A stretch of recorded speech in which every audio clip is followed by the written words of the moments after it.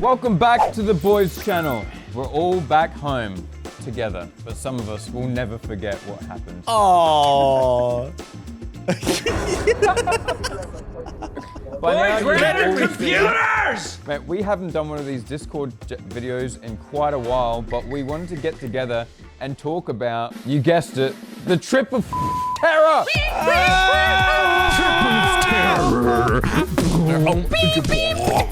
We're gonna talk about our experiences as well as things that happened after the camera stopped rolling. And if you guys are good, if you're good and you watch the video, maybe I'll pull out. No, you put those back. Maybe I'll break the seal. Nothing's been the same since those things came out of that box. You handed me a elephant from your Italian things box. What do you want me to do with this? I'm gonna be locked in here tonight. I need you to get this thing possessed. It's Mully again. There he is. What is he gonna put in his mouth? Piece of shit, man. F***ing stop! We decided it was time to get together, have a bit of a chat, have a bit of a podcasty type episode, because there is so much that happened off and on the bus, behind the scenes. A lot of this, like this trip, we filmed the whole thing. There was a pretty big percentage chance that it didn't even get edited or uploaded, as it turns out. We found out afterwards. Yup. We could have lost all the footage. It almost didn't happen after all of it, after everything we went through. We almost lost it all. We almost went in a bus for 15 days for nothing. For nothing. And we also kind of want to talk about some of the scenes that didn't make it into the show. Extra footsteps, extra, some voice clips that actually the editors got confused with, and once we saw the final video, we didn't realize that the wrong EVP had been put on. Oops. Listen, it was a lot. For you guys, it's a couple of pretty long videos, and for us, it was days of footage. You guys had such a long time to edit these videos. You guys had months to come up with these videos. I'm gonna make a Reddit post complaining about this because there's no reason why you should have taken a week off in between. Hey, what are you doing? Put the kibosh on you. Hey, what are you doing? I've decided after the trip of terror, all the editors are gonna get a $1 raise. You're all getting a $1 raise. Yeah, so let's start. Let's start at the beginning. Let's start at the start. The first time we talked about a trip was when the horror videos first started popping off, and we were like, wow, this is doing really well. What if we just did this for a month straight? Yeah. And then we posted there was a map put in the Discord chat, and it was basically like a giant spiral of the United States that met in the middle of all of the most haunted spots.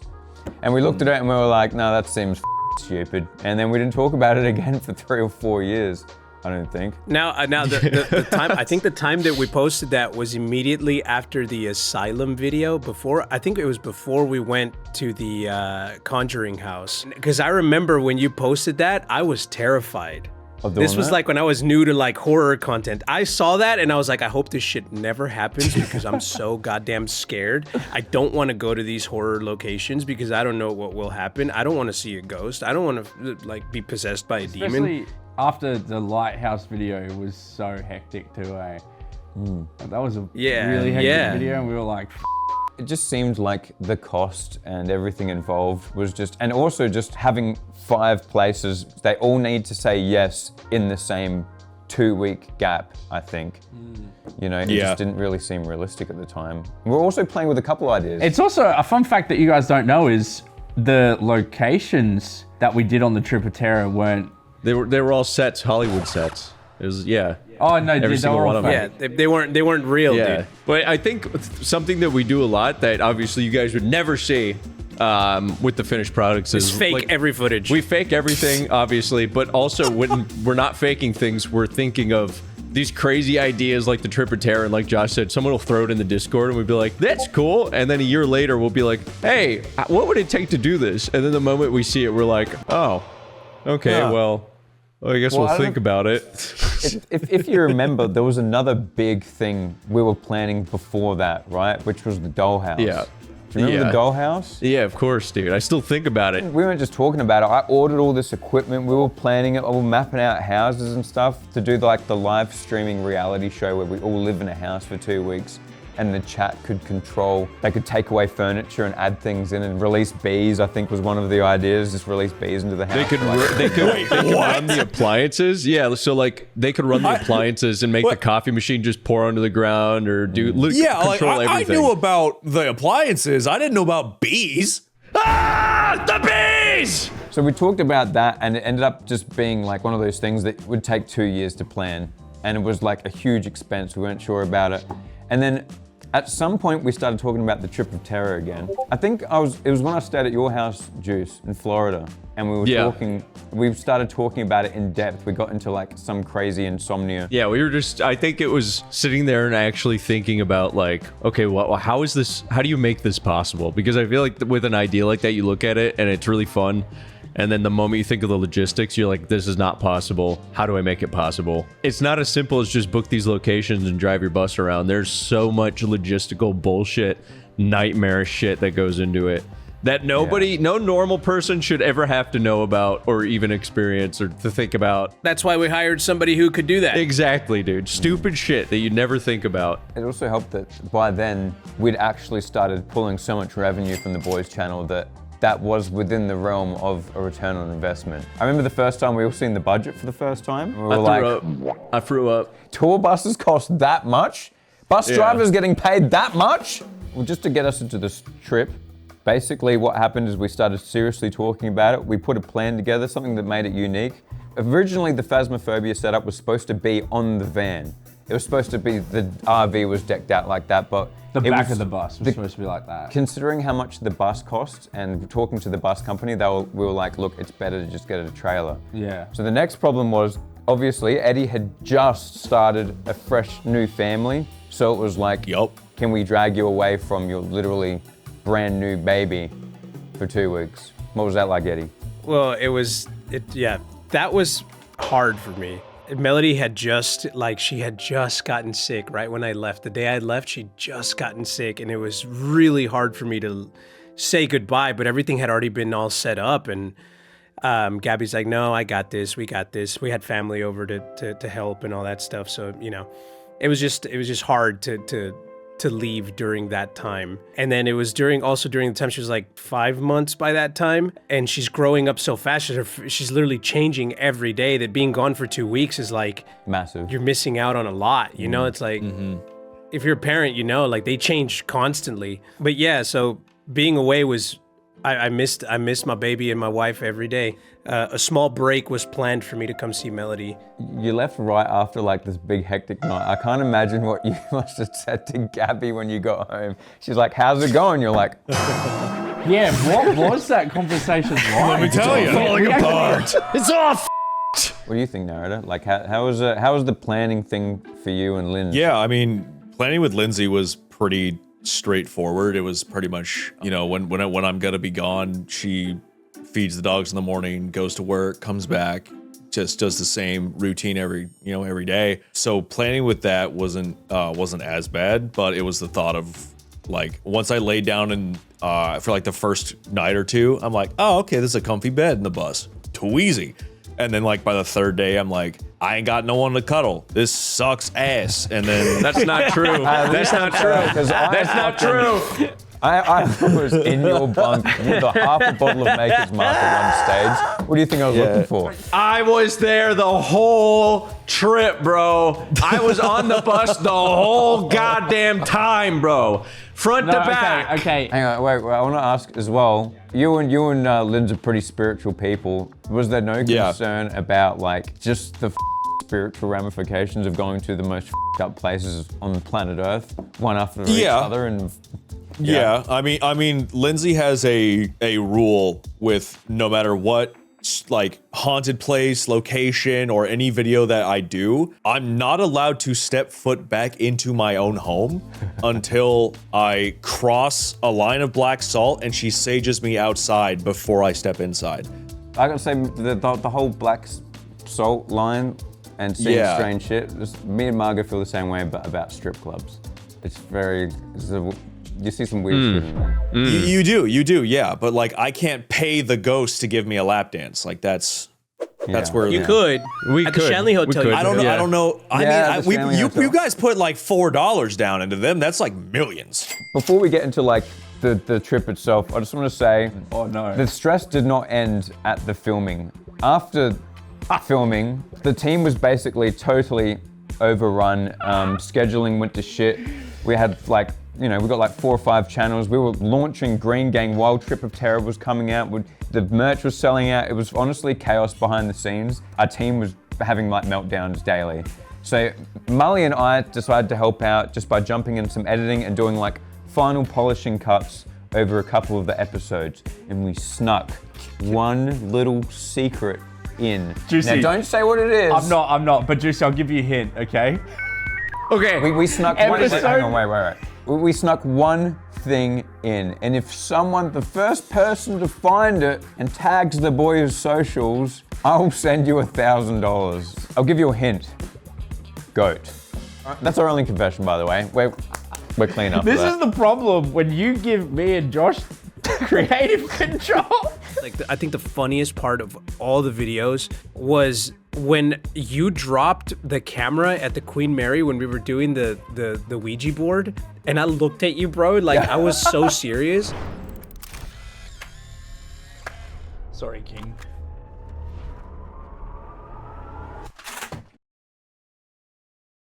Oh, I dropped it by accident.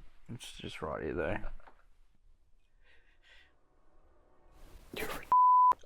No.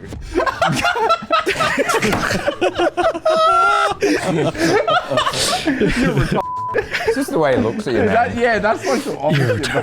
That was funny. That's one of the most unforgettable moments for Dude, me, that man. is iconic, bro. That was the most dad I've ever seen Eddie, and I've seen him cradling his own man, daughter. I know. Let's chat about the Trip of Terror and like what we think about it. One thing I want to get out the way, because debunking episodes have come out about our videos in general now, and while we've always kind of been like we want to make the most entertaining shit possible, this was 100% real. And I'm super proud of the fact that like the shit happened that you see on these episodes that while we were reviewing them are like, we can't believe that we got that on camera. Like we are amazed by that shit. If you guys are wondering if this is just entertainment value and it's just fake, it's not. It's real. Everyone can account for that shit. We tried to prove that shit as much as we possibly can in our other episodes, where we literally are the only channel that puts up like 12 hours straight of security cam and Estes footage, but you still call us fake in the comments. The haters do anyway. So I don't know what more we could do besides that, but we provide more than any other channel. So if you think it's fake after all that shit, then we don't care. We even real shit. We thought we heard a crazy demon growl. Turns out it was just Josh farting. That's one of the biggest moments, bro, for me. I'm so disappointed in you, Josh. How did you learn to make that noise with your ass? Well, here's Like the that? problem, bro. Okay, Eddie, you're partly to blame for this because someone put 36 peanut butter protein bars on the bus, okay? And I was looking around for something to eat, and turns out peanut butter protein bars with a little bit of sugar-free chocolate, they're loud, you know what I mean?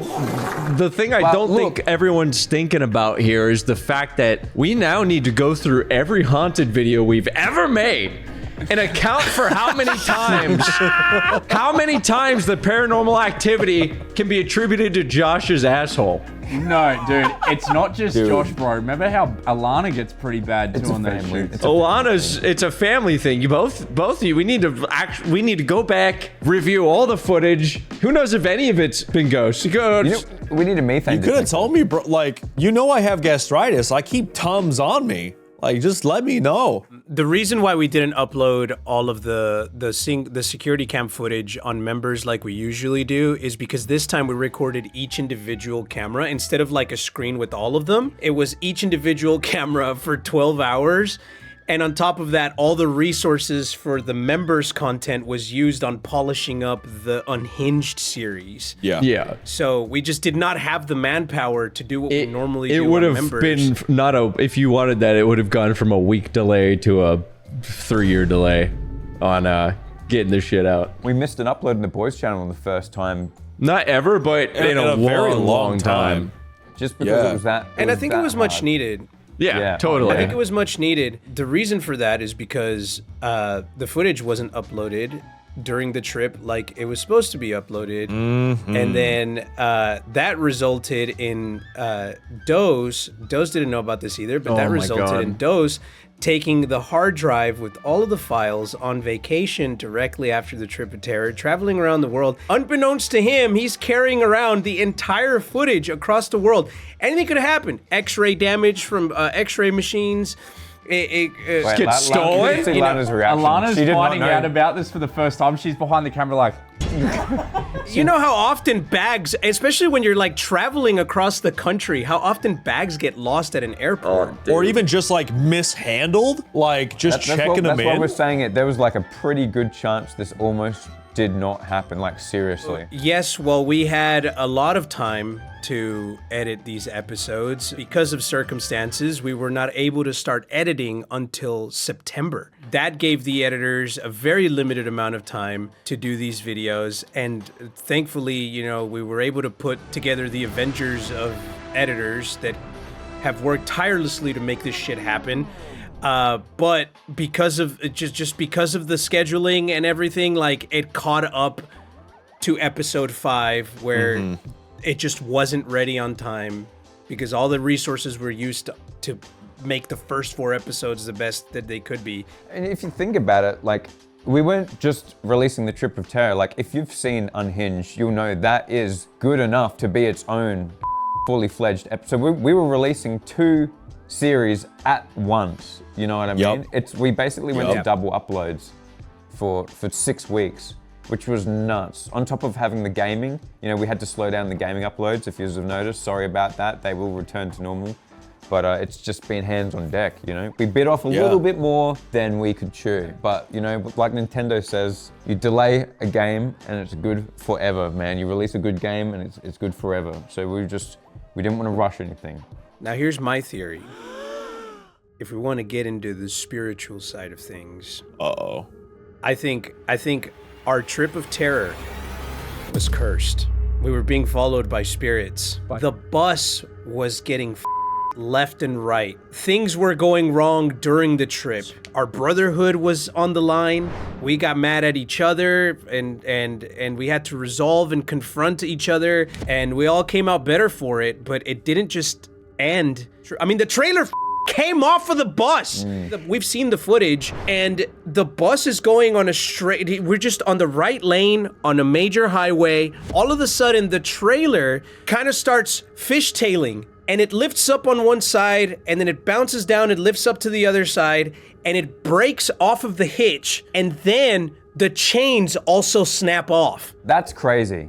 That's crazy that the chain snapped too. And this is hours after you took the graveyard dirt out. We took the graveyard dirt out. We discovered a way to finally finish the series, and it's like something didn't want us to finish the series. And after it detached from the bus, it could have gone towards the traffic and caused a major accident. Luckily, it didn't.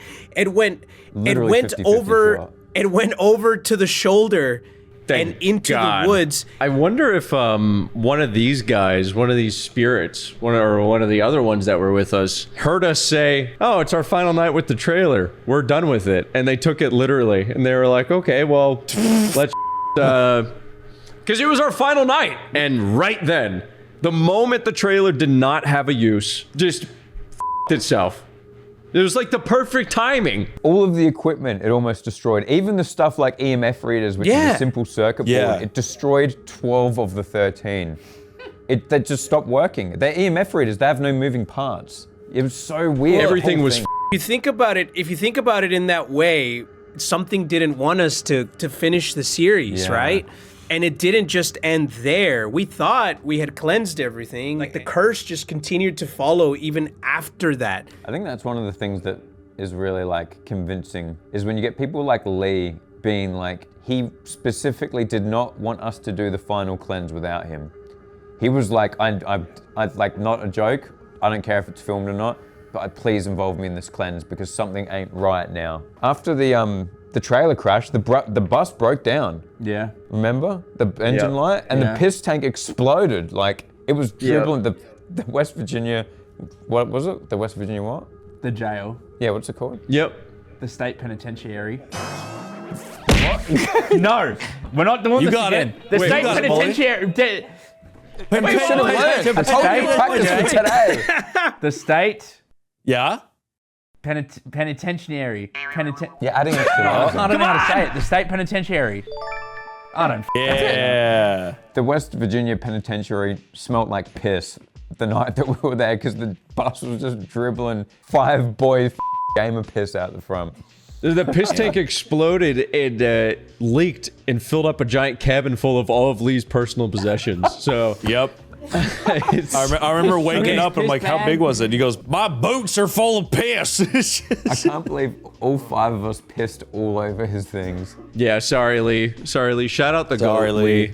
Thanks for everything. I'm going to mail you this entire box of Italian thingies, and you can't press charges. I've already checked. The curse followed all the way into post-production because this has been the most chaotic. Like, people have been like, I'm done editing after this. I'm picking a different career from the team. Yeah. Like, the whole thing is just everything to do with the trip of terror, besides you guys like sitting in front of it and being like, oh, it's time for the next episode, has been a total nightmare. Oh, it's been There's so no better nuts. word. I'm glad you used that word. Let's talk about the trip. Of terror. Spooky. Yeah, there were a lot of things. Like we've had a lot of, in my experience, with all the different trips and all the different haunted locations we've done over the years. There have been a lot of scary moments, but the trip of terror it's kind of been the thing that solidified that spirits and entities and stuff like that are, in my opinion, are real. Are you less or more of a believer? Be honest. No, more, 100%. 100% more? Narrators, you're 100% more believer? Dude, oh my god, like just the sheer amount of, like, there's a lot of things that, like, I'm like, okay, it could have been like dust, or it could have been wind, or it could have been XYZ.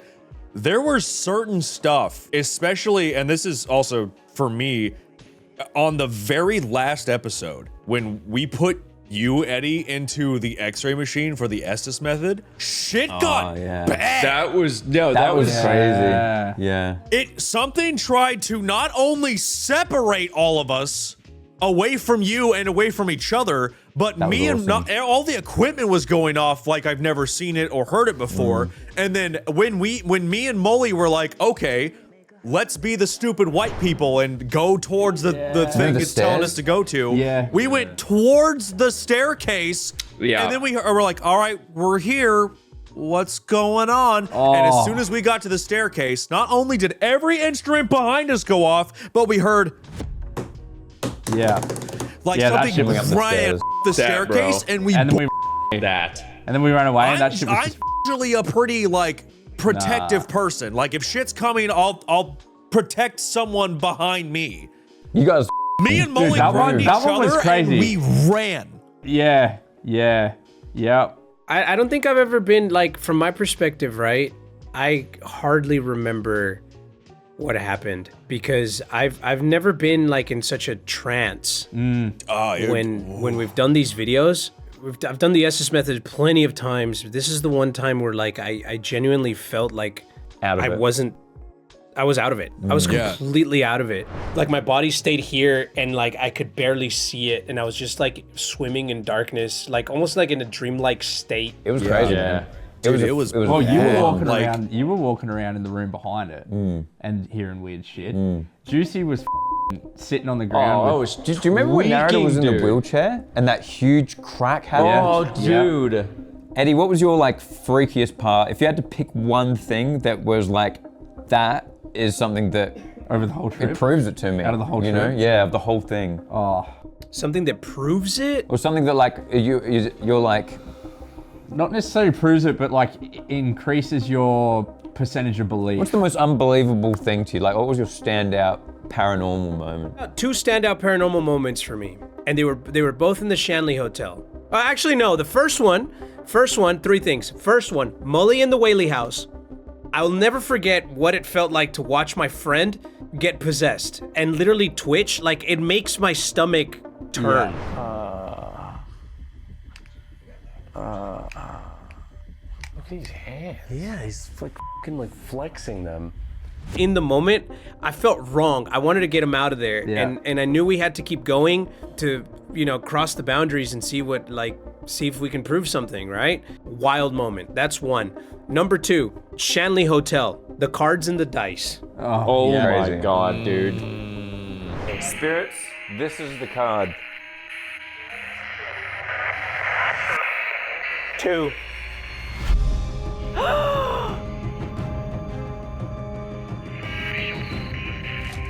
Third one, I thought it also happened in the Shanley Hotel. I thought that it was you guys downstairs, but after it, you can see me in this in the moment when me and narrator are upstairs about to throw the dice in the closet into the portal room.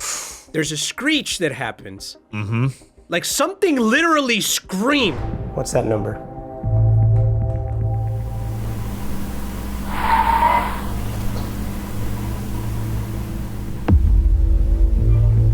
I thought it was Josh blowing the death whistle downstairs to get things riled up. And after seeing the footage and knowing that they were talking to Juicy in the trailer, that f***ed with me. Hearing that screech, you can see me reacting as if nothing happened. I'm like, kind of go like that, because I thought it was them downstairs, so I didn't comment on it. It wasn't until we were reviewing these episodes that we actually debunked some things, obviously, with my Rip of Terror, but some of them we realized. Rip of Terror is crazy. I seen that comment. I was like, that's gold. The Rip of Terror. So it's there were some things we debunked, but there were some things, like Eddie said, we went back and reviewed, and it was like, wait, what I thought was just someone else, there was nothing there. We're making discoveries at the same time as you guys watching them, which is insane. Okay, but what's your moments? Mine would have to be the card. The cards with Eddie. The cards, yeah. That was because we calculated the odds of it doing it 3 times in a row. And it was it was impossible. The cards. It's an astronomical number. Yeah, it was everything is statistically likely that that we see. A lot of it is that's a coincidence, but it's a crazy one. That was that's kind of an unexplainable thing to me. I'm just I feel that gets brought up and if I had to have 2 things, there was so many of them. I have a lot of trust in you guys when I look into your eyes after you've said that you've seen something. The fact that narrator said that he's seen something move, and then we went and checked the cameras and something ethereal moved past the camera, that kind of blew my mind. Well, let me add to that. Also, just the Estes methods in general. There is let's just say off the top of our head, there's a million words in the English language. For Eddie to be sitting in the Axe Murder House and narrated to say, I seen it go, and then the next thing Eddie says is the same word, that's also, to me, an astronomically impossible... It's like winning the lottery. It's what are the odds, Yeah. And I know I've been in the Estes, and you guys can try it at home if you want. You can't hear anything. Shit like that where, we're kind of used to it in a way, but every single one of those Estes direct response moments is kind of a statistical anomaly. It's insane. Out of every word it could possibly be, and you get those words, especially when they're so back to back like that, it's what are the odds of these things happening at the same time? Yeah. Sure, you can say there's a chance, but man, it's such a small chance. I think overall, just the probability of things happening is what really wigs me the out. But if I had to pick moments, it would be doing the Estes method is like taking drugs in a sense. It's some shit happens to you in your brain chemically that you can't explain, and you start seeing shit, right? But the Gansfield kind of did the same thing, because for me it was I got these ping pong balls in my eyes, which is the gayest thing about the whole thing of it. But you're seeing weird, a red color. You've got this white noise in your ears. It's 2 a.m. and you're fried. And when you just lay there and you just relax completely, some weird shit happens, man, right? And I know the whole Gansfield thing is you're supposed to see shit through hallucinations, but I was not there, man. I don't know how to explain it. It was it was weird. And you mean your mind wasn't there? No, I was dude, there would be, I thought I fell asleep halfway through, because there'd be times where I'd come back and be like, what the have I been doing for 5 minutes? You know what I mean? I don't know how to explain it, but that is one of my top things of what really wigged me out is Just that experience. well, because you also got to remember, man, when I watched the review, I seen that footage for the first time. Yeah, I if you didn't like know what the twitch and You know what I mean? moving Because I'm around and laying stuff. there with ping pong balls in my eyes, seeing weird colors, dude. I didn't know what the was going on. I couldn't hear what they were saying or what I was, I can't even remember half the shit I said until I rewatched that footage. But it also has that overarching thing where it's like, what are the odds of like Eddie saying some shit or Juicy saying some shit and then I instantly have a reply, you know what I mean? And then and then obviously like the second big thing for me was like, I had to really go into this with an open mind because I'm a skeptic, right? I'm a huge skeptic. You did lock in on I this don't trip. believe in this shit. Well, I didn't, right? And then remember Eddie, there was that conversation we had at the restaurant where I was like, you have to go into this open mind thing. I'm telling you, it changed my perspective on this trip. I had to go into it with an open mind. And when Narrator he was like, hey man, is Dose inside? And I was like, no. And then he started crying. I was like, oh, that's real. Yeah. That's like a real thing he's going through right now. And he was freaking out. And I was like, holy this might be real. You know? You know what I mean? Like, no, dude, like it might be real. Yeah, dude. And then I'd say like, I don't know, man. I going into it with an open mind was the best thing I ever did because I left and all I can say is it's the overarching when we do all the reviews and we put all the pieces together, it's the overarching beating the odds of probability. You know what I mean? That's just so unnatural and weird. It is unnatural. And there's so many things that went wrong that like on a normal trip wouldn't. And it just, how else do you explain it? I don't know. It's an open-ended question. Yeah. How do you explain what the happened? Who knows? I don't know, I'm glad you brought that up with the whole open mind thing, because that was when we all found out we were about to do this gigantic trip for the Trip of Terror, and just back-to-back haunted videos, I was like, okay, how, after all the ones we've done, I already kind of like, my meter for believing in spirits and stuff was, going up, and I was like, okay, how much more could I do to essentially like allow all of us to be more open about it and hopefully more receptive towards these spirits or entities that we're trying to summon on this trip.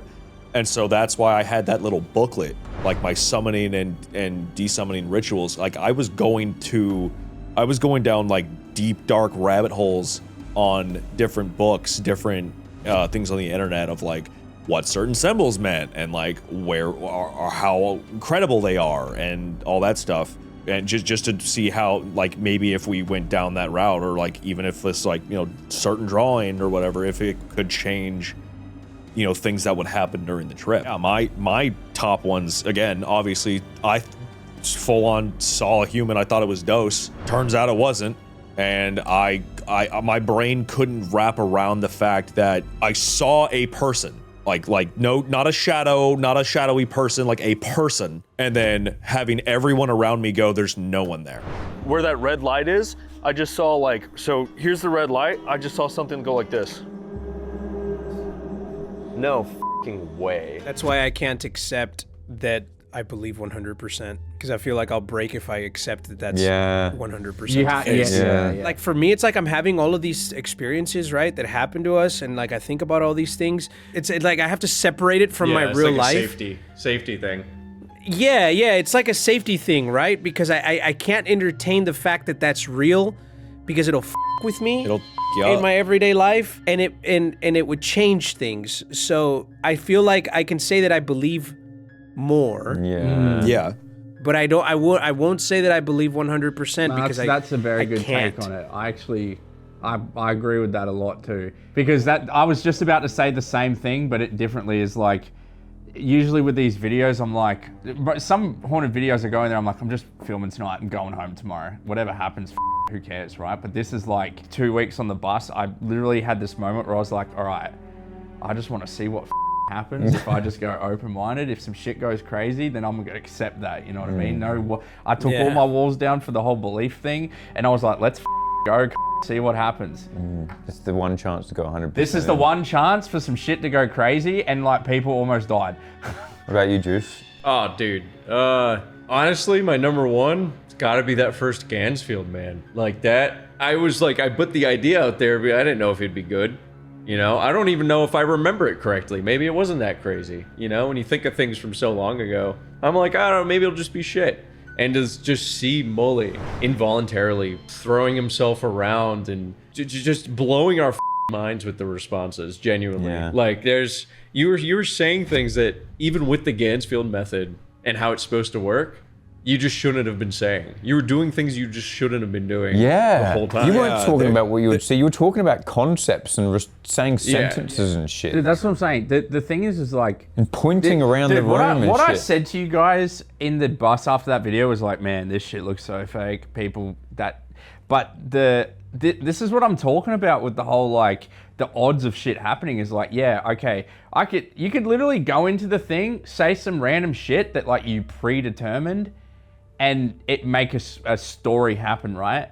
But there is legitimately no way in that scenario for me to know what the you are talking about, because I can't see or hear. So that's why I'm saying, like, the whole probability just shit things happening. like Eddie being like, what do you look like? And then you start describing a person. I don't just know, like man. even Well, that statistically, it was, like it's it was just you saying stuff like you're hearing stuff. You're hearing stuff and you're describing things that aren't even what the Gansfield method's for, which is supposed to be like a visual. It's supposed to be a visual experience, and you're describing these auditory things and these feelings too, like stuff about that you had no right doing that to be experiencing like that, and it was like smack on, you know, it was right nail on the head. I'm still stuck on the logistical thing where it's like, out of everything that after Mully did the Gansfield method, like we already deduced, there are millions of words in the English language, right? Yeah. There are millions of, there are even more millions of things in the world that we've named as items. The fact that you got out of the Gansfield method and Juicy was like, hey, what was the mystery item? And he said gun? guess what the trigger item was. It was a gun. Is it a gun? Yeah. I seen a gun. What? Gun. That was crazy, man. I don't know. That could have been anything on the planet. You said it with pure confidence too. You didn't even say it as a question. You said it like a statement. You're like a gun. Man, it's crazy because in the video you can see I'm shocked at what you guys are telling me. But I literally had this conversation with my mum. My mum literally sat me down and was like, "Cut the bullshit." You know what I mean? And I'm like, I can't. No, but the thing is like, dude, I don't even know what the f***'s happening in those situations, right? Yeah. Where like everyone's been there, where you kind of you lose yourself for like a few minutes. You wake up, you're like, what the f*** did I just do? I don't know. But I can't. If someone comes to me and goes, "What happened?" I can't tell them what happened because I don't even f***ing know what happened until I rewatch the footage back. Sometimes, you know. Oh, I know we got something special in our hands when my parents call me and they're like trying to find out what's going on, like in the episode. You know, like they want me to explain it to them, and then Dad, who's never been a believer in anything paranormal, but he loves horror movies. I'm explaining to him how it happened and I'm telling him what's happening in the next episodes, and he's like on the edge of his seat. He's like, I'm getting chills just thinking about it. Like, that's crazy. Yeah. You know? You guys also know that I'm a very bad liar. You're the worst liar I've met in my entire life, Dude, probably. if I was faking some shit, I would have actually like the worst. No, but I'm saying like that's you would have known if I was faking some shit. You know what I mean? yeah. Like I can't fake that shit. Going into like filming a thing like this, basically a giant unscripted thing, which is the biggest project we've ever done, the most finances we've ever put into something with like, you know, we knew it was going to be stressful and put things on the line. There was lots of different risk factors, and it being unscripted means that there was like you can see it as you watch the episodes, the tension at the first episode is very high and very serious. And then as the episodes go on, we start to loosen up and have a bit more fun because we realize that it's not a bust. Because I think the big thing a lot of us were stressed about was, what if we go out there and nothing happens? Nothing happens. And let me just that's our fear every video, every haunted video, is every time we get out there and we're looking around and just getting ready. I always have that thought when we start doing them. I'm like, man, what if tonight just nothing happens? But we also still post those happens? videos because that's happened. That's happened. Yeah, But also, let me just say, but it's always a fear, you know. It also would have been cheaper, and we would have got way more. We would have been way more well rested if we did fake it. Because if we faked this shit, we would have filmed for 3 hours, done the whole thing. It Man, would've if I was cost to less. fake this shit, I'd put in something funny, bro. I'd put in something absurd. I'd have like... we wouldn't be there till 6 a.m. if we were faking shit. Yeah. Like, all right, guys, We're sitting there 12:30. waiting for something to happen so we can say, "Oh shit! Finally, some shit's going on, bro. We gotta keep on We're out there going." until sunrise every time because we're just following the trail, man. We're You know? waiting for If that it- dopamine hit. I'll tell you, if I'm being honest, when I did start becoming more of a believer was that time at Kapunda when we did the light thing. We followed the light down the hall. That was shit cool. like Yeah. That was cool. My second thing would honestly probably have to be the cards and the dice, man. All those bets I kept losing with those ghosts, man. Having to staple all my shit to the wall. I gotta start stapling shit to the wall. I'm gonna staple this salt to the fucking wall. I can't believe that ghost guessed that number, man. What else are we gonna staple to the wall? I'm gonna staple a whole 24 pack of gamer subs. That just it goes back to the odds, man, because we got into ghost stuff kind of like being dickheads and not believing it at all. And you know, when it gets just to those like statistical anomalies where it's you hit over and over and over again, and I'm like, man, the odds of this are nil. They're nothing. Astronomical, yeah. Yeah. And shit like that really, really blows my mind. Let me ask ChatGPT real quick. 1 in 7.3 million. 1 in 7.3 million. Yeah. So, you know, when shit like that happens, then it's like, what the f?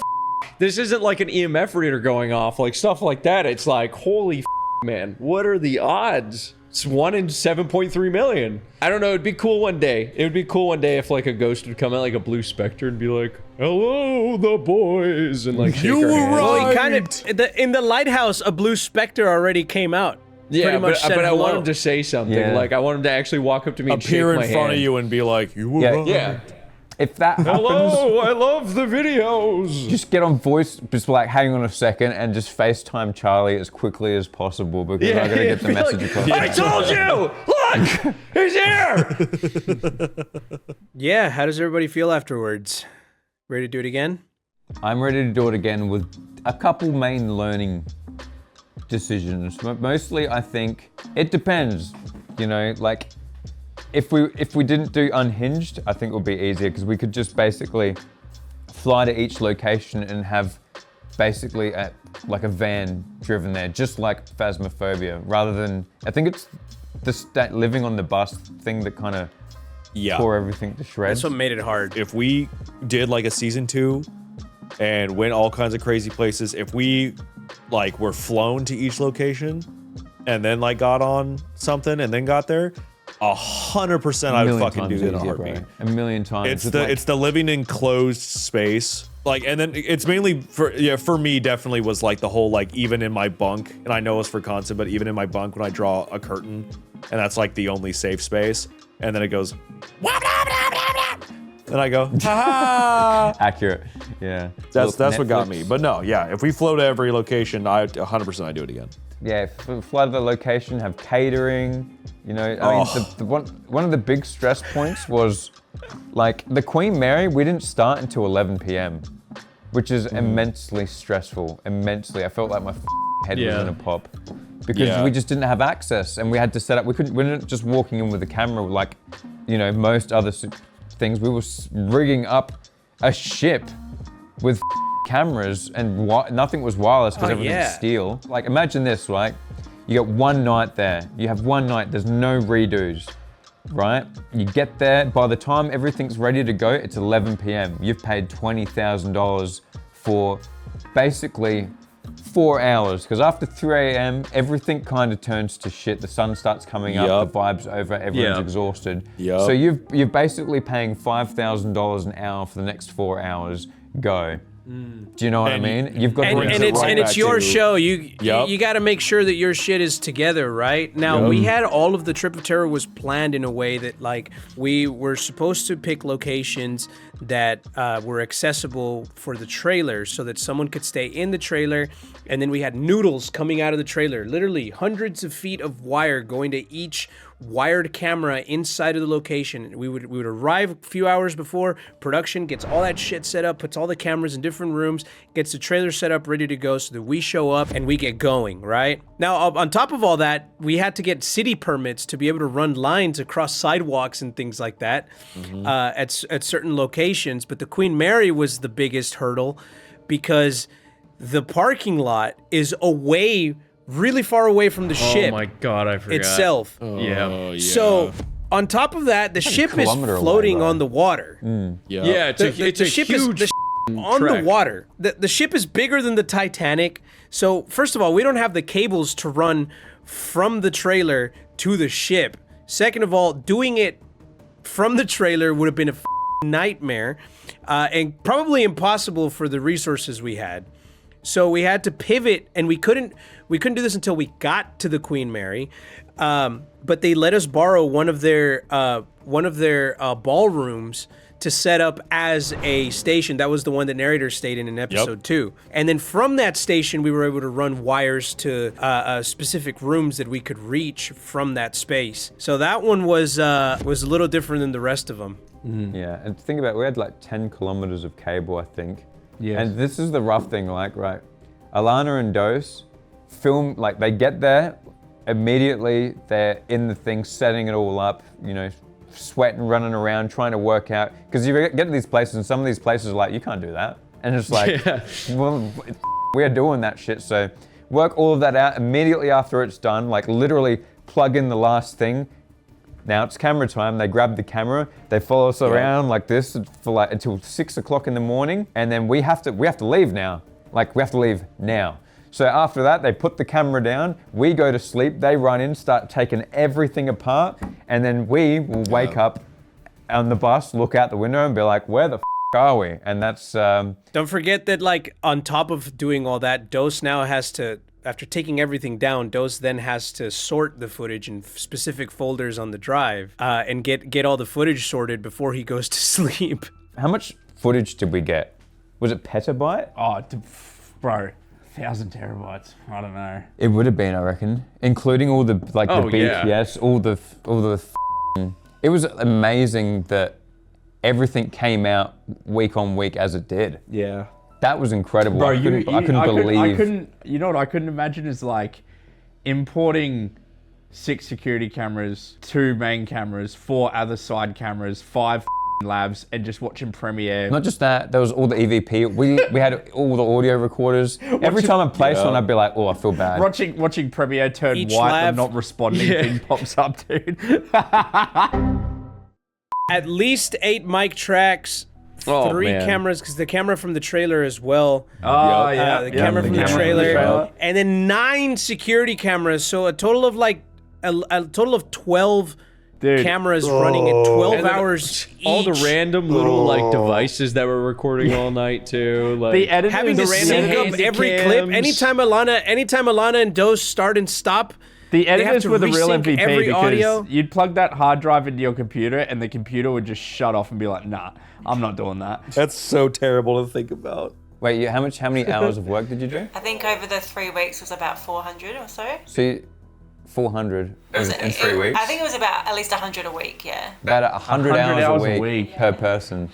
Also, Robbie was an MVP as well because he would help set up. He would like sleep when we were filming, and then he'd be up at 6 a.m. to film us after, and then help back down. There was a couple conversations I had with him that were never filmed where he was like, he came to me and he was like, I seen something, man. I seen something. Yeah. Bro. Remember like the dolls? No, dude, that's also the dolls upstairs that's a good point to bring in up the too, Axe Murder because house.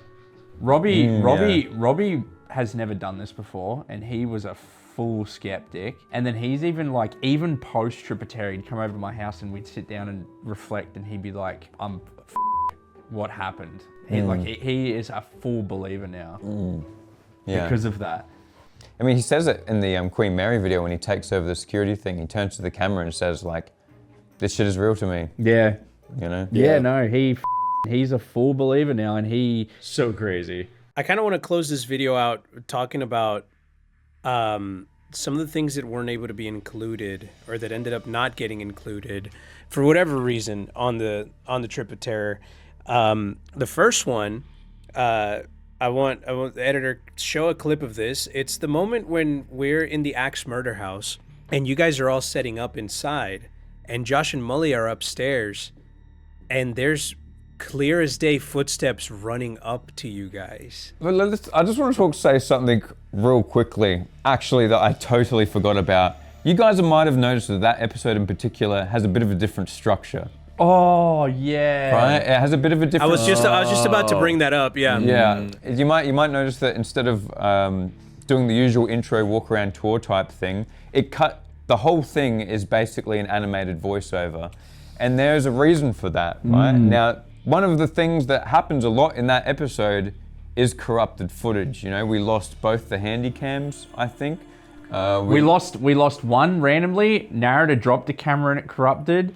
We lost a bunch of things, but one of the big things that was actually a Panic Stations moment behind the scenes, it was a big Panic Stations moment when we heard about it, was we lost the first half of that video. The fully intro and explanation footage from the main camera was corrupted. Now, when you've done a trip like this and you get home and you say, all right, we're ready to watch the review, and you get a message that says we've lost half of this content, it's enough to make you literally cry. But that's what happened. The footage was corrupted. Now, there's lots of different theories and ideas, but the truth is that the person that was manning the camera has filmed thousands and thousands of hours, literally thousands of hours of content with that camera, and done hundreds of videos and did nothing that they hadn't done before. And it's never corrupted once. We can't say what it was or what it wasn't. That's just the facts. Yeah. That being said, what happened in that clip that just was shown, Dose and I were doing something by the stairs and we heard Mully walk up the stairs, you know, just because you were downstairs. Was that when Dose was like, whoa? Well, that's when, there's the clip there. And we heard someone come up the stairs, but it wasn't like one of those sort of like open to interpretation, like, oh, there's a knock over there. Was that a knock sort of thing? This was like I was looking at the stairs as, like, I swear I could almost see the carpet compressing. I was looking at where the sound was coming from. Do you know what I mean? And it wasn't like some knock. It was like foot. You can hear it, like and it was the freakiest thing. I'm never gonna forget that moment, dude. Ever. Oh. Ever. Yeah, I think that was also one of the times where I've seen you genuinely scared too. I wasn't scared, I was confused, man. I was like, you know what I mean? Because I wouldn't feel threatened. I was just like, I know something happened, but the thing didn't happen. Yeah. You know what I mean? Yeah. It was So the footage I saw of this was from the security camera, right? Yeah. So what basically, to finish up what Josh was saying about the losing the footage, what it forced us to do was use camera B, which is the night vision camera. We had two options. Use camera B, which is it's not the camera that we talked to explain what's going on. So you would have gotten to see like third person footage from behind people's backs and stuff like that. It's the backup camera when we do talking and stuff at the start of these videos. So not ideal footage. Or option two, cut everything and do a narration of everything that's happened up to that point and just get straight into it. That's why that video starts with narrator straight into the Estes method directly after a big introduction. That's it. Because we lost all that footage. But this clip, we were able to put together from the security cam footage. Hello.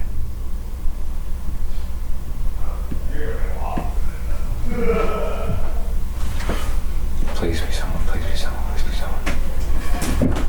They all say Reverend Kelly. Yeah.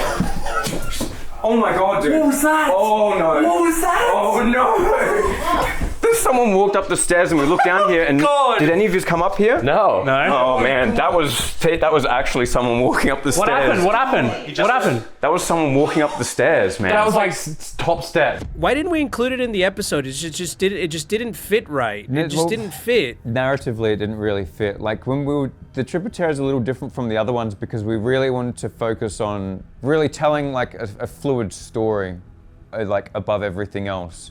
And there just wasn't unless we just literally just dropped it in after the end of the episode or something. We decided we were going to talk about it now, I think. Was the main thing. That was also a cool thing because the stuff like Narada, not seeing Dose walking, the fake Dose, and having no cameras on. That was my craziest moment. What was yours? When Narada saw Dose, because I already saw him at the start of the night when we were setting up. Out the corner of my eye, I saw a Dose that wasn't a Dose. Yeah, we went over to Dose and I was like, I swear to God, I just saw you in there. And he goes, that's crazy because Alana said that earlier. And I'm like, what? Thought you were still in the house. Alana said the exact same thing earlier. What? She thought I was in the house, but I was in here. What about, I think we only mentioned it in Unhinged, Eddie and I having sleep paralysis at the same night for the first time in years. Oh yeah. Hated that. That was weird. I haven't had sleep paralysis since then, by the way. Yeah, that's weird. I used to suffer from sleep paralysis a lot, and then it came back to me during the Trip of Terror, and then now I haven't had sleep paralysis. Goat man. And like people in the comments were like, oh, you know, it's because you're sleep deprived and whatnot and this and that, and I'm like, bro, I'm sleep deprived as a dad. Every fucking day. I live sleep deprived. Why did it only happen during the Trip of Terror? Yeah. You know, like, so that was one of the crazy moments. The other one was the real audio that was that the editor missed for episode 4, which we heard going up the stairs. Obviously, we couldn't go over everything with the editors. We've just been so much busy with so much stuff, but we believe that the wrong EVP audio was used in that video because what we heard was a clear voice. So if we have it, here it is. If we have it. And if we don't have it, then, you know, we just... Editor, Here's can you please check through the 3 petabytes of footage for that 3 seconds of wave file, please? Thank you. If you didn't, can you just add Josh's fart noise? Did you guys have anything weird happen that was off camera? I heard Mully talking to me at the Whaley house during the day. That's and weird. It wasn't here. I remember we were talking about it. Not during the Trip of Terror, but at the Goatman's Bridge, when we were exploring around, we were all talking. Remember, we were all walking around, and Dose was right next to me, and I look at him and I'm like, what? And he goes, I didn't say anything. Apparently nobody was saying anything. Yeah, and it was the nobody first was time speaking we're like, at all. Bro, Dose was talking to me. He had said something, and I was like, what'd you say? Because I just wanted to continue the conversation. Like, what'd you say? And he was right here. Say, I forgot if this is in the video, but when I was in the trailer, somebody was rocking it all night. Oh, I remember. So the trailer, somebody kept rocking the trailer, and I mean like push. It's not in the video. Okay, it's I couldn't remember if I mentioned it or not. Somebody was rocking the trailer, especially when I first got in and towards the later part of the night, and it was moving the whole thing, and I thought it was Robbie with me all night. So I was just like, Robbie, knock it off, and I just like tell him to stop. I remember this wasn't filmed, was it? This wasn't in the video. No, it wasn't, because we reviewed the video yesterday without you. It wasn't in there. In the morning, I come out of the trailer, we do the wrap up. Robbie's like waking up halfway to help pack up. I was like, you me all night, weren't you? You were me the entire night. And he was like, dude, I've been asleep the whole time. I have no clue what you're talking about. Genuinely. He had no idea. And I mean, somebody was literally like, it was like someone was pushing against the side and doing this.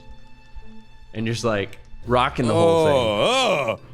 Man, yeah, and I was just like, Robbie, stop! And it wasn't him. It happened more times than I can count the whole night. Those neighbors, bro. Robbie, stop! The neighbors of the Shanley Hotel, just hearing a man in a trailer yelling. Robbie, stop! I'm stapling everything to the wall! Robbie, stop! I can't lose another bet with these ghosts! I guess I'm stapling the shelf to the wall. And they're like, nothing left! I know I harped on it before, but genuinely I've never, like, cause I've been scared before on certain stuff that we've done before, but the genuine fear and panic that I had at the final episode when me and Molly are going towards the stairs, cause I've heard creaks, I've heard bangs, I've heard like maybe a voice down the hallway. I've never heard clear as day someone or something that sounds like it is sprinting up the stairs. And I'm it wasn't glad just we like witnessed that a together. down the stairs kind of sound.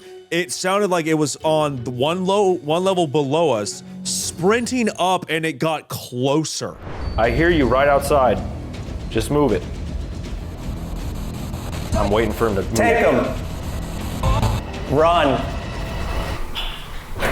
Oh. Oh. Holy shit. That was one of my favorite moments, man. Eddie just in that room saying the most hectic shit and then things happening in real time. Oh, dude, I think the narrative, what was most scary about that whole hallway part where we ran away was we were holding our hands out, remember? Yeah. You guys like, take my hand. We were like, touch us or Yeah, some man. shit. And then it started running up the stairs and we The whole thing, the entire time was trying to separate all of us, and then when you and me were like, all right, we'll grant your wish. Yeah. Freaking hands out. If you can hear us, take them. And then right after we say that, something sprints up the stairs to take our hands. Yeah. No, like get it. I get it. We do ghost hunting. We do stupid white people shit. That sucked. That was Nah, bad. dude, I'm also like kind of scared of the dark too. You know what I mean? And it was dark.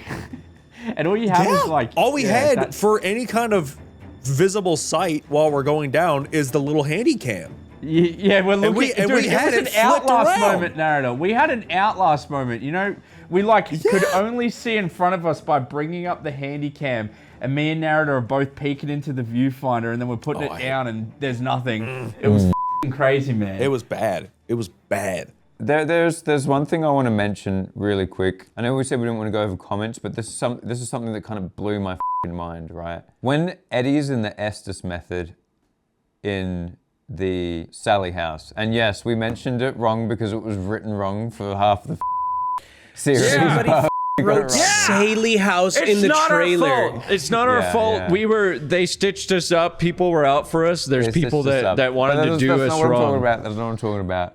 So there's a moment, right, where Eddie is in the Estes with his back to the door, and narrator Juicy and we're talking to him, and we misinterpreted a couple things that people in the comments pointed out.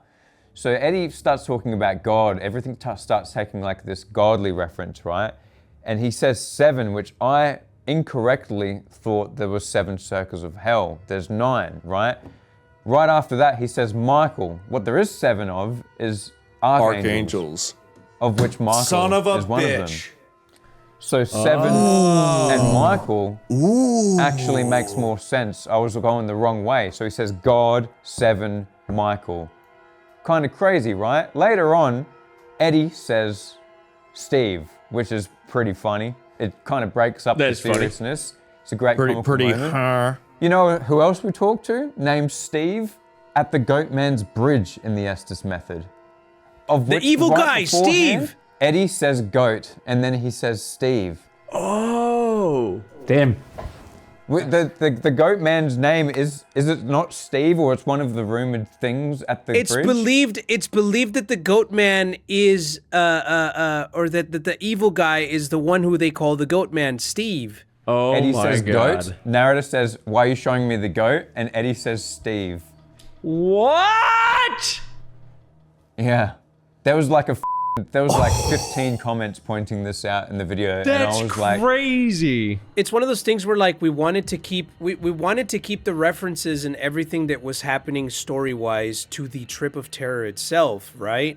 Yeah. But you have to remember that the Goatman's Bridge, we literally went to a week before we started the Trip of Terror. It was all within the same trip that you guys came to the States. It was all filmed pretty much together. The Goatman's Bridge was the precursor to the Trip of Terror. It was just pre-gaming.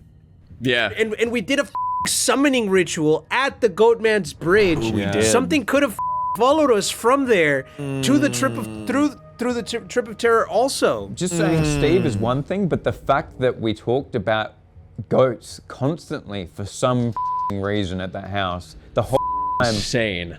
I was like, Whaley house, it was something to do with the Whaley, the woman in white, but you just kept goat this, goat that. Narrator went in and said goat. You went in and said goat. Narrator was talking about being shown a goat, and then you mentioned the name of the thing. And this is the sort of shit that I'm talking about was not scripted because, as you just seen from the reaction, we didn't put that together until just now. What the f, man? What the f? Holy shit. I wonder what other connections the comments have made. There's quite a few. I want to go over some for video, like all of them. One of the peak cinema moments ever was Eddie saying, "Welcome to my world" in time with the dings from the EMF bell. Dude. Oh, yes. You. Who? Me? Welcome to my world. Welcome to my world? What the f? Dude, there's so many clippable moments in this trip, bro. I don't remember that Estes method being as intense as it was in the video because I was fighting for my life internally because I wanted to leave. It didn't feel right in there. Like I felt like somebody was like behind me. Having your back to the basement, knowing that it's complete darkness is f***ed up, dude. So I was literally trying to keep myself sane by like just tapping my finger just to keep myself grounded. So that's why I kept doing this in the video. You can see me tapping my finger.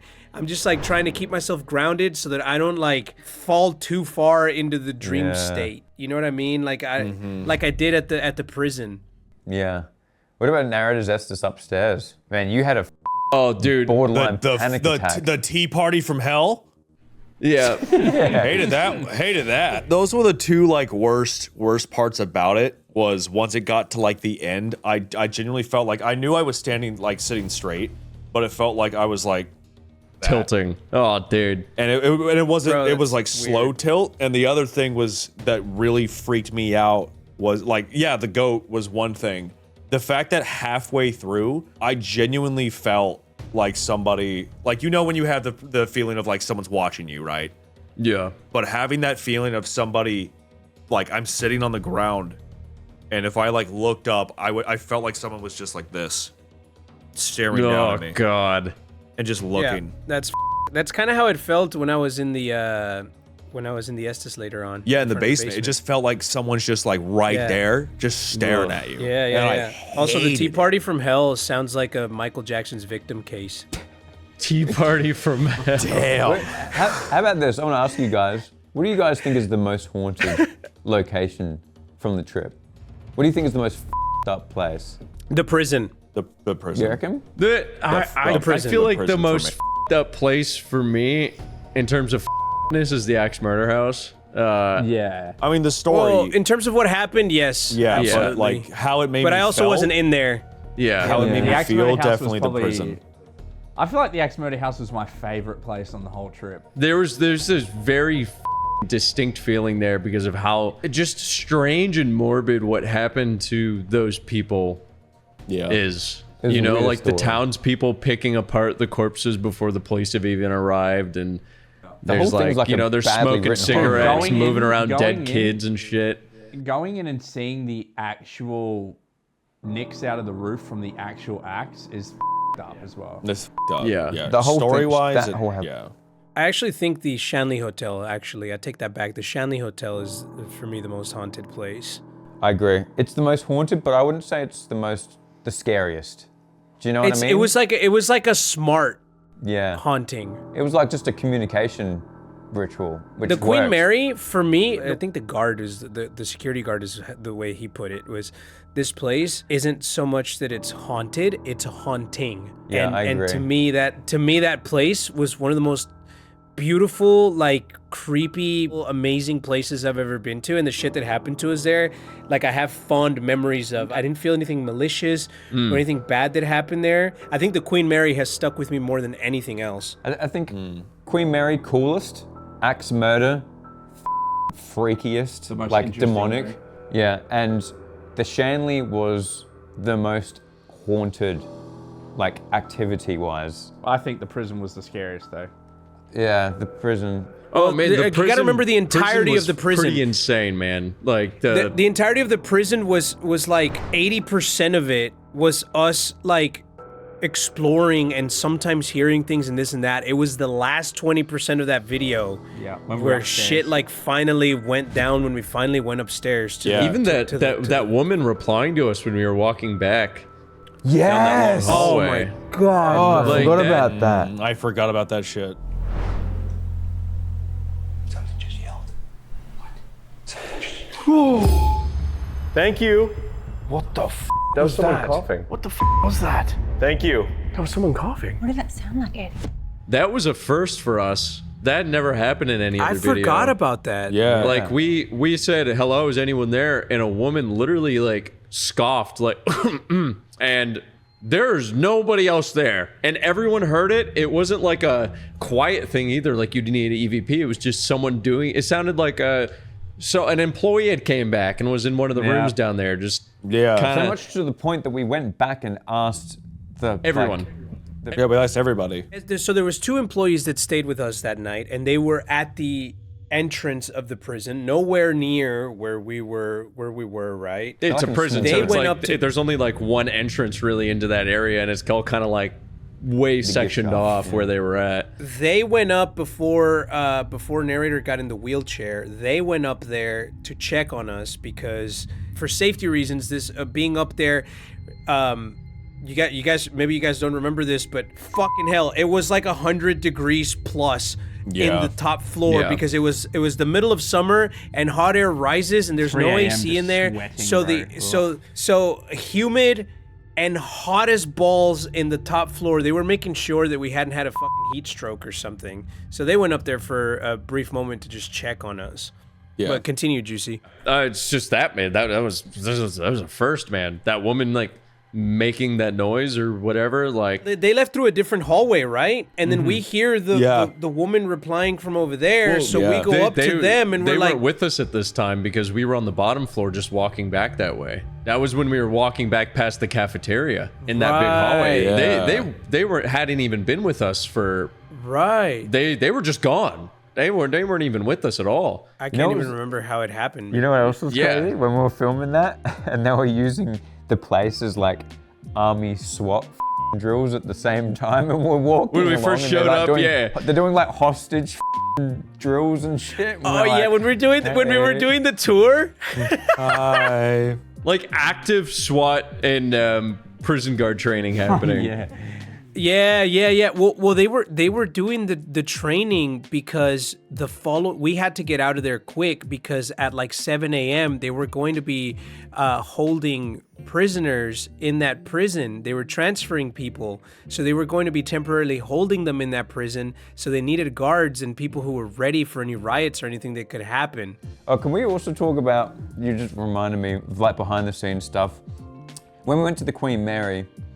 It is an active hotel, right? So we didn't just like book the whole place out. We had to be like, we want to go to this room, this room, and this room. So we had to rent those rooms. And we wanted to do the ghost tours. That's the only way to have access to those locations. So we had to book out sorry if you wanted to go to the Queen Mary ghost tour that night, but we booked every slot. That's why it was so expensive. We just threw money at the problem. Sorry if you wanted to go on the tour that night, guys. But the place is infamous, right? So while we're doing that, because it's still an open hotel, people are coming and trying to get into the rooms that we're investigating, right? Yeah. Yep. And, you know, because I'm not very good at saying no, I let 1 or 2 people come in while we were setting up, right? Did ya? Yeah, but, right, and you got to look at it from our point of view. We spent all this money. We wanted to get it all ready. We didn't want to announce it, so it was this big secret that we were keeping secret from everyone. I didn't tell nobody, right? Friends or family for like a month or 2 before we could start talking about it, right? And I let these people in, they start looking around, wow, yeah, cool. And then he turns to me, he's live streaming on his phone. Yeah. He's talking to his chat. And I'm like, oh my God, I've blown this thing right before we even started. And I just want to thank you, whoever the you are, for not being very big or important, because otherwise the whole secret would have been out at the start. Can you imagine if he'd been live streaming? The 2 people watching, his mum and his cousin. Thanks for not clipping it, bro. Yeah, thank you. Because Josh, you should have hit him with through this. the Twitch archives, there's me like being like, oh no, get out to some random person's stream, wearing Trip of Terror merchandise 2 months before we'd even mentioned it. You should have just hit him with this right here, just at the live stream. Just, You mother, bro. And that holy also, shit, Chad! Is that Josh Dub?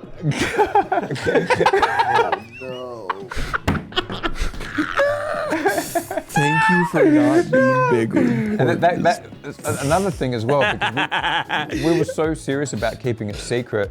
Initially, when we had the bus planned, we wanted the whole thing to be a vinyl wrap of like the Trip of Terror, well, right? bro, you know, bro, we got a canvas banner that was this big. Speed wrapped the entire bus for his tour. But the difference was he was doing his live. We didn't want to pull up anywhere and people just recognize one of us and start taking photos of the bus. Our bus in hindsight looks so shit compared to his, man. It's because we had to do stealth mode. Yeah. Yeah, because if we would have had people follow us, then they would have shown up to the locations where we're trying to do this the best way possible. The last thing we want is to be at one of these small houses and somebody knocking on the door or making noise outside or interrupting. Yeah. Because as much as we love you guys, we had limited amount of time to get in and get out.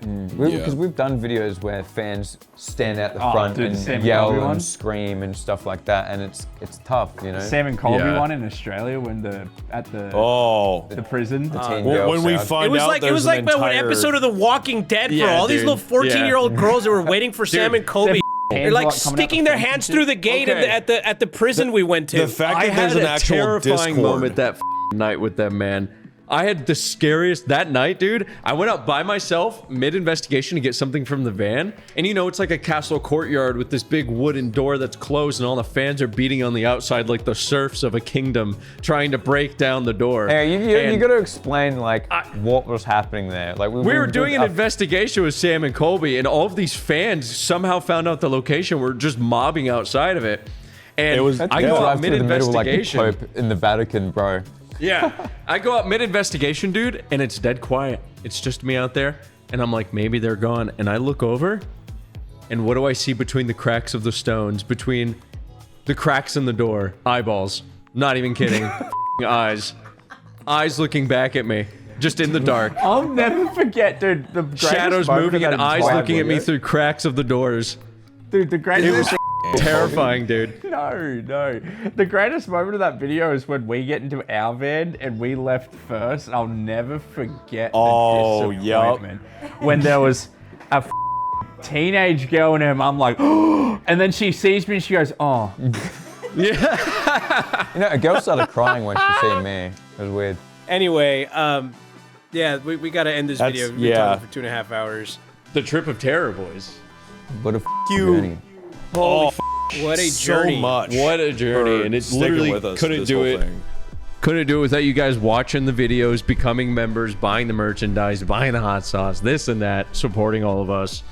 And it was the trip of a lifetime. Yeah. Next big thing. What's the next biggest thing besides the videos that we're filming traveling to each other? Mario Party 3. Super Mario Party 3. Mario Party 3. We want to get back to some like fun, variety, wacky things. We want to see this Green Gang animated thing take off. We would love to have an animated series. We're going big, man. And 2026, the album. The album. Music. It's gotta happen. It's gotta happen. I'm making it happen, bro. The Trip of Terror just consumed everything, but we hit like records across the board for it. The response was incredible. The merch is amazing. Everything, the end product, what you guys seen, was exactly how we envisioned it. It's our dream to release something like this. It's even better. It come together like beautifully. We feel like we made a show. We feel like these aren't YouTube videos. We made a production show. Hey, yo, Netflix, like an actual series. And thanks for joining us on this type of video. If you want to see us get down and just have a bit more of a chat about things, let us know in the comments. Yeah, if you we'll do more videos like this. If you want a podcast after listening to us ramble for 2.5 hours, maybe we'll leave do a that. like. If we get 100,000 likes, we'll start a podcast. Eddie, what called the you doing, bro? The Boy Shut up. Podcast. Hey, what are you doing, man? Turn the camera off. And then we'll do Boys Gamings on Wednesday, Thursday, podcast on Friday, Saturday, and then Boys Running on Sunday. And then we'll finally continue Baldur's Gate. Oh my gosh, Mondays. Can we please bring Baldur's Gate back? Look, this is what you want to go to. Go to hungryboy.food. There you go, Lana. Yep, get it on the camera. There you go. Move your duck. Move your head, Molly. Get that hot Hungry sauce boy, right not there. food. Also, go to the boys.store. Get this shit. You can just go straight into your local Spencer's and find unique drops that you won't find anywhere else. And go to greengang.com to see one of my favorite personal projects that we've ever worked on. The Green Gang in the Big 2-5. Check it out on Story right. Grounds. Get greengang.com. It's a motherfucking Green Gang webcomic, baby. That's We love right. you guys. Love you guys. It's in the big 2-5, bitch.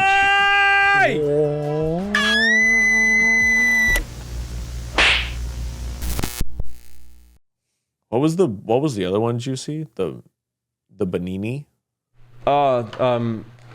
It was like Chimpanini Benini or something like that. Yeah. I don't know. I haven't brushed up on it since the trip, to be honest. I hid these because I didn't want to have them in the background for videos.